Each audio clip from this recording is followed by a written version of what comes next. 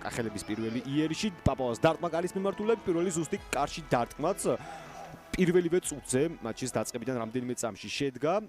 ლევან პაპავას დარტყმის შემდეგ ლაზარე კუპატაძე მარტივად დააფიქსირა ბურთი ხელებში პაპავა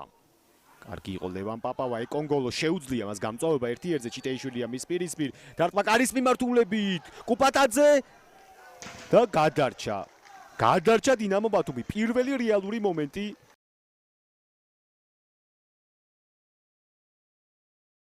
ჩაწოდება საჯარიმოში დარტყმა კარის მიმართულებით მეოთხე ზუსტი კარში დარტყმა გარეჯის მხრიდან თუმცა კუპატაძე აქაც დამაჯერებელი იყო ამჯერად ცეცხლაძე უტყამდა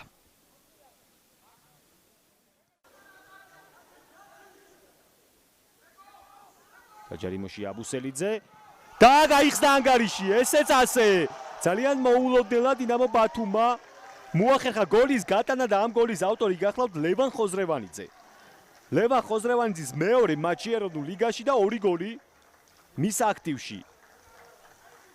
მხსნელად ევლინება თითქოს ხოზრევანიძე ამ რთულ პერიოდში დინამო ბათუმს